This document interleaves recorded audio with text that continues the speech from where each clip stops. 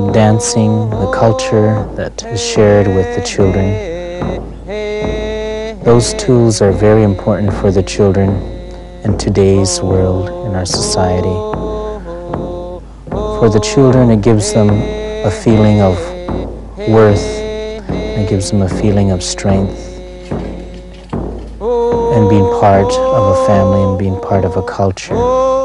And this way, sharing the songs and the dances with our children, it gives them a sense of pride, something that is continuing on from our elders, the elders that shared the songs and dances with us.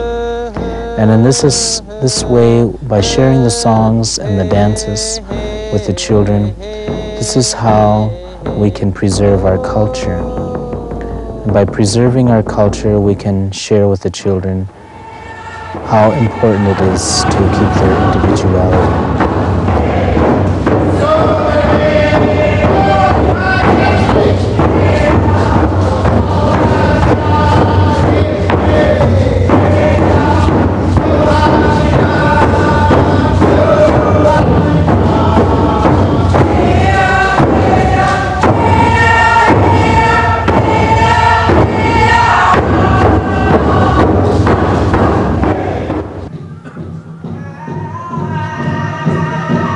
My little sister, it's her birthday today, and she wanted to have a giveaway for all the children. So, little sister here and my little nephew will be sharing their gifts for the children.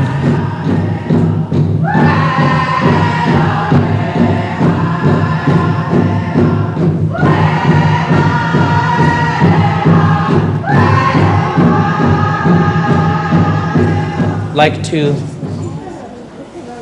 thank my sister, like my little sister, to come up here right now. I'm very proud of her. She is really trying. Happy birthday to you. Happy birthday to you. Happy birthday, Selena. Happy birthday to you.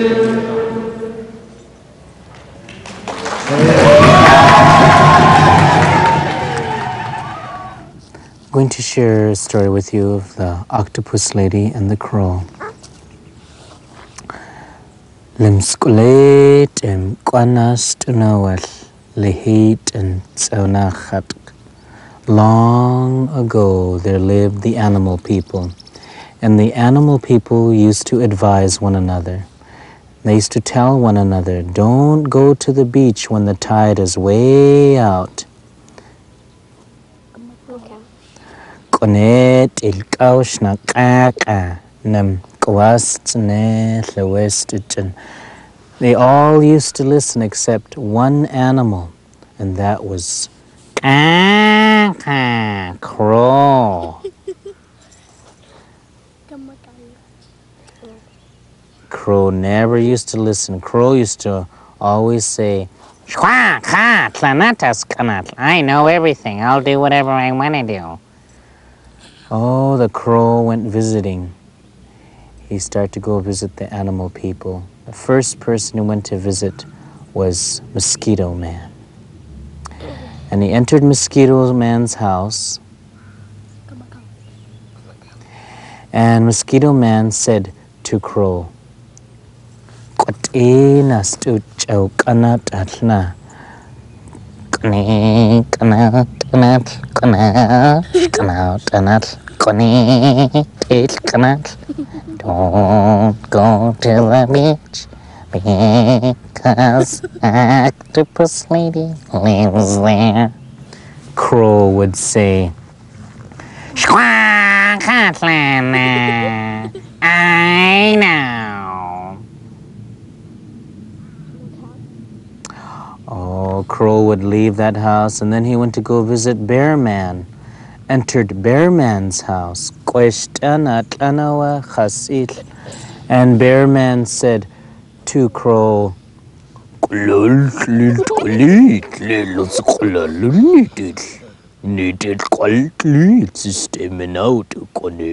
"Don't go to the beach because the Octopus Lady lives there." Crow would say, "I know."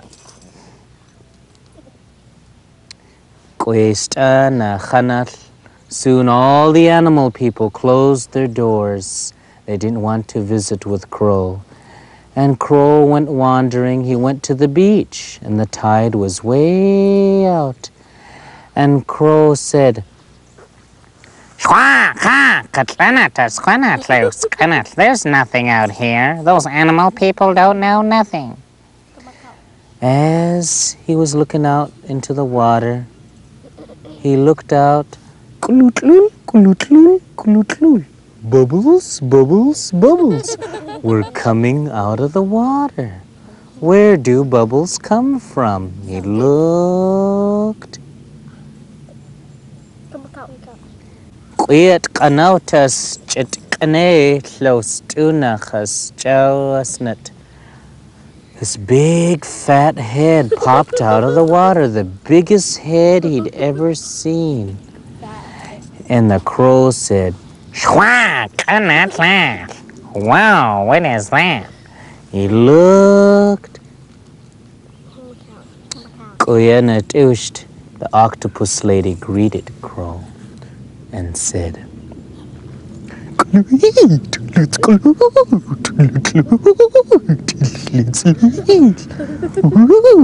It's nice to see you, Crow." Crow said, "I know." She said to Crow, "Let's go a little close. Come a little closer."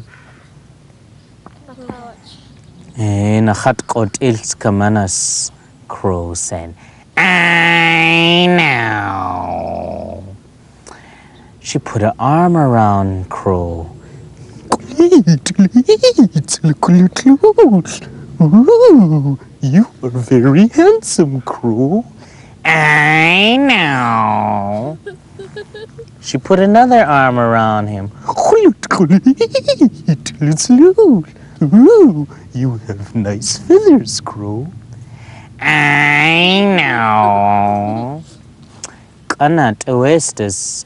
Each time he would say, "I know," the water would begin to rise. "I know, I know." Crow became impatient and said, "I'm hungry. What's for dinner?" Octopus Lady said,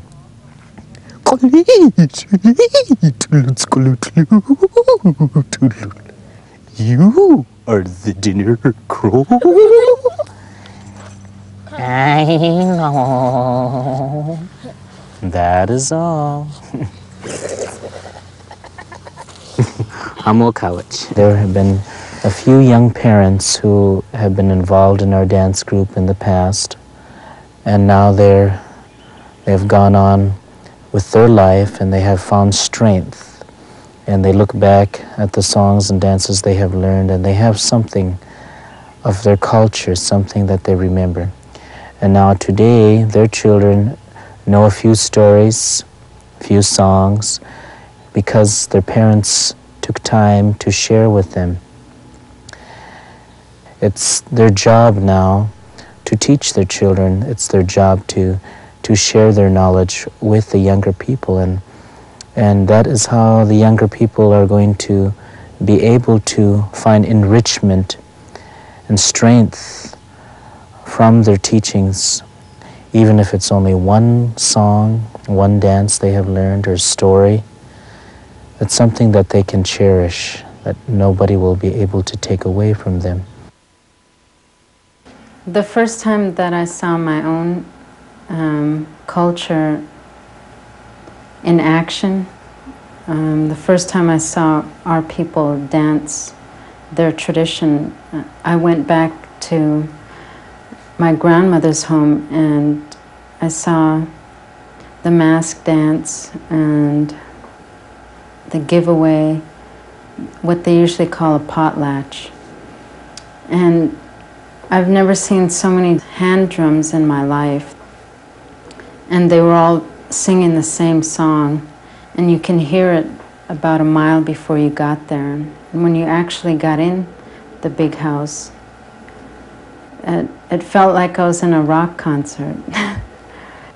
It was really surprising, and I was really scared at the same time because I grew up in the city and I had no exposure to being around a lot of Indian people. And I was embarrassed at the same time. It's like, how can I not know my own culture? And we saw,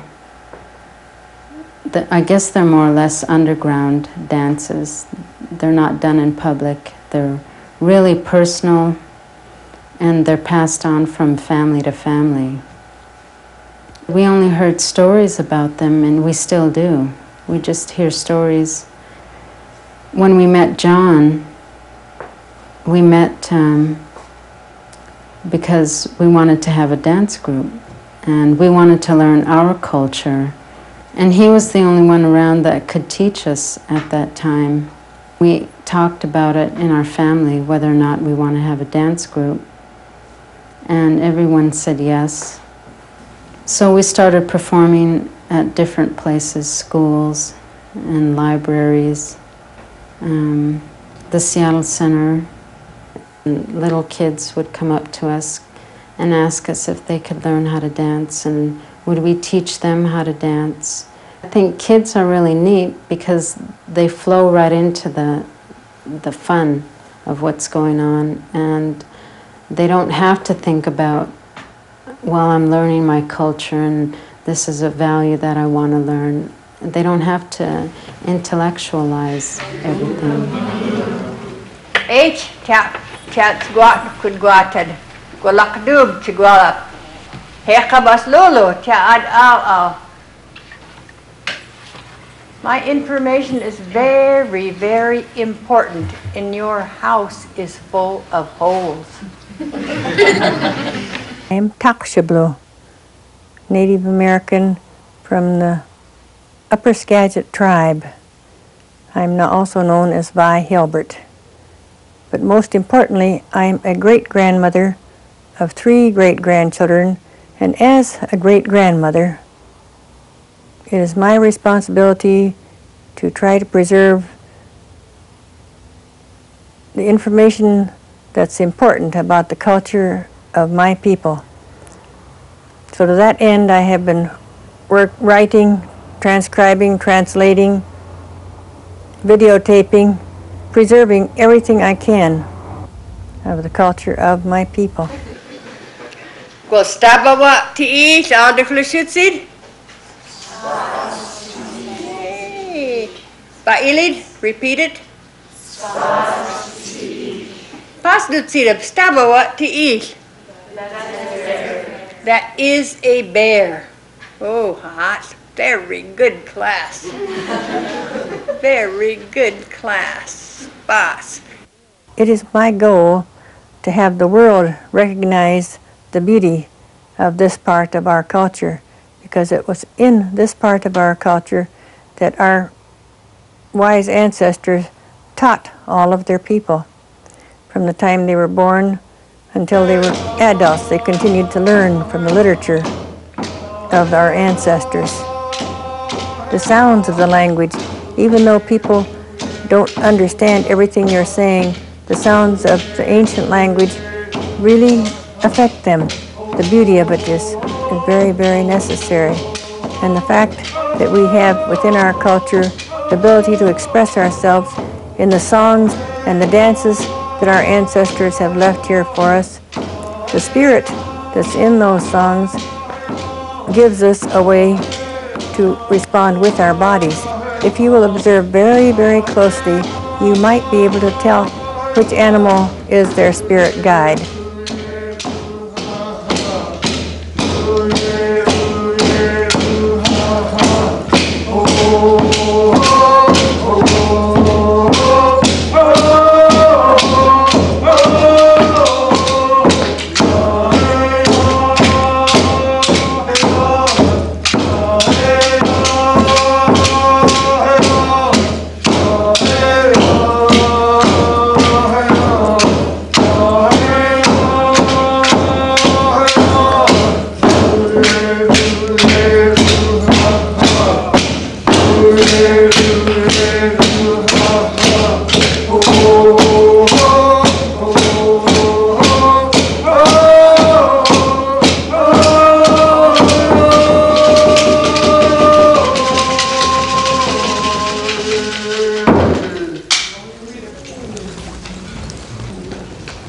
Now you're going to travel to our village.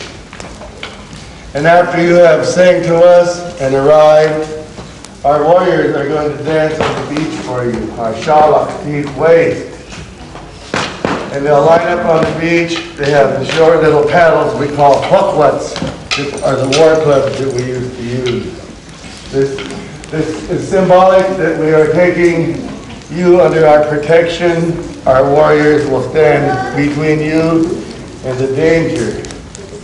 So we're going to have the Chalath Whadik.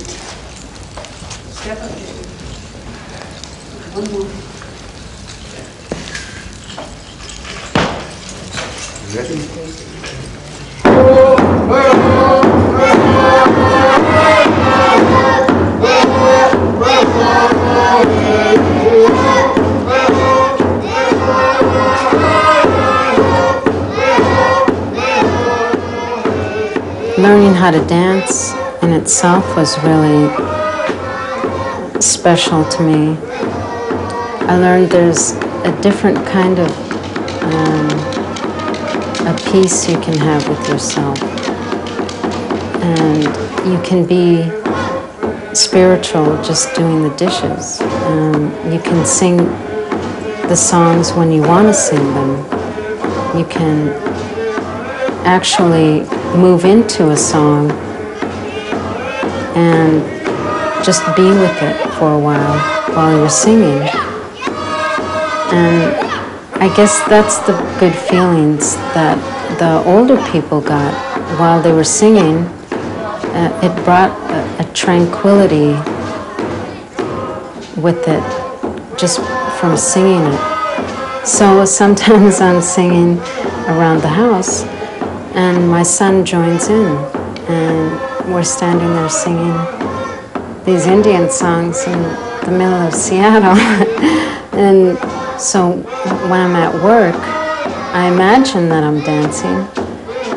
I either sing to myself while I'm filing, not out loud though, or imagine that we're dancing somewhere, we're going to dance someplace special, and I'm still aware of what's going on around me. Older people in our culture would say that I'm bringing the song and dance back to life by thinking of it every day, and by allowing the songs and the dances to come back to me or to any other person is like saving a little bit more of the culture.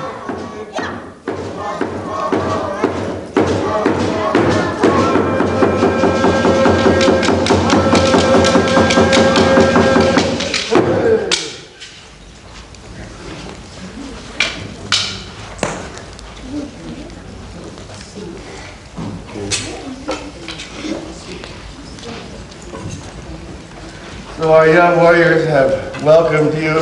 In the old days, there would be 100 or 200 men in their regalia dancing on the beach, all wearing their personal guardian spirit regalia. Then we enter the longhouse, and we share our shabu. Shabu is a word that we have for something we call in English myth, or fairy tale, or story. But none of those words fit what shabu is to us. Shabu was given to us in the beginning of time to teach us how to live in this world. They call them stories, but they are teachings. And the animals were given the duty to be the teachers for the first humans who were created. The first humans were supposed to learn from the animals how to live in this life. This is the story of Snipe Woman. Snipe Woman was a tiny creature. She was only about 5 inches tall. And she had a nest full of young children, and her husband was gone. Snipe Woman was out in the marsh, stepping on the soft earth, looking for food for her children. And she would step on it and see what would come out of the ground for her children. But off in the distance, right by where her children were hidden, she saw Spio, the fox. And the fox was looking for food. Now, Snipe Woman didn't even come up to Fox's knee, and she knew her children were doomed. She had already lost her husband, and her children were all that she had left in this life, and here she was only 5 inches tall. How was she going to save her children from Fox, she thought to herself. And she began to cry, feeling that she had already lost the only thing she had left in life. Then she began to pray to the Great Spirit for help. And the Great Spirit spoke to her in his own way.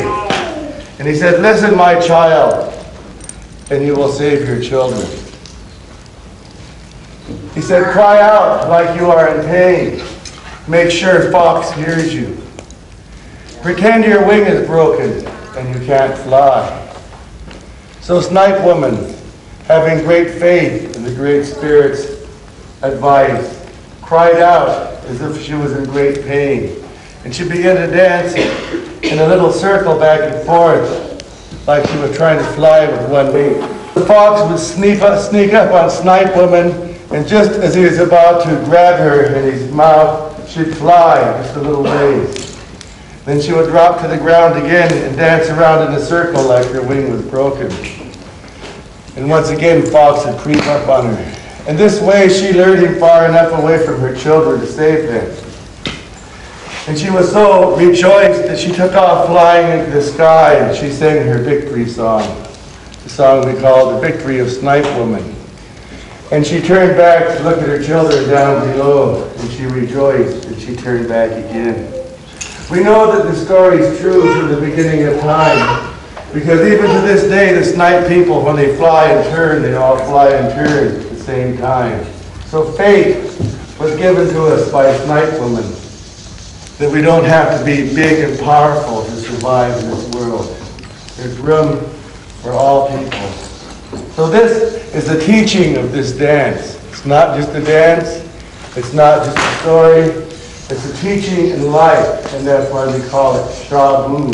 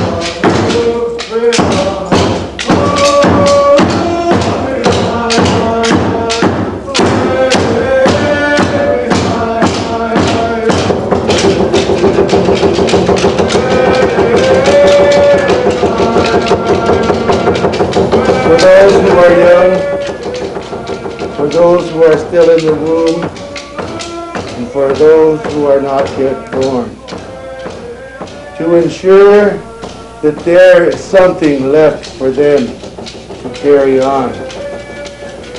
In our people, we call it the breath of our ancestors.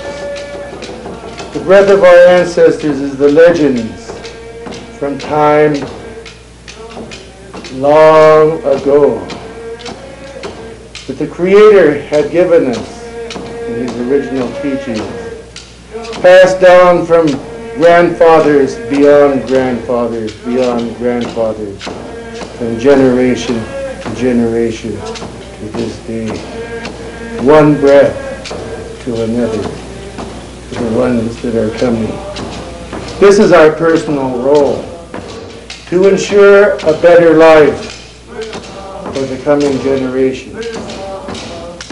For those who are young, for those who are still in the womb, and for those who are not yet born, to ensure that there is something left for them to carry on.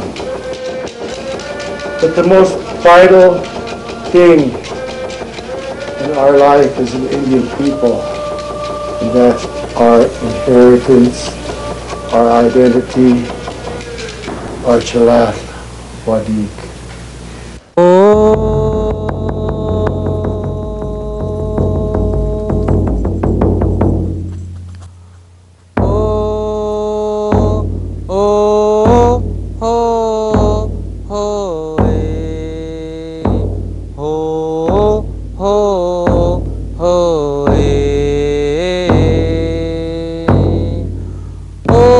In our grandparents' time, they used to make us memorize the songs and the stories. But today we do not have the wealth of the elders. We're poor with elders. We have to depend on videotaping and cassette recordings and reading and writing. Many of our younger people now are learning their songs and their stories from cassette tape recordings. I just feel that we have to use all the tools of learning that are available to us, and then that's why I'm a part of this sharing with people about my culture through recordings, because I believe in my culture, I believe in the elders, what they had shared with us.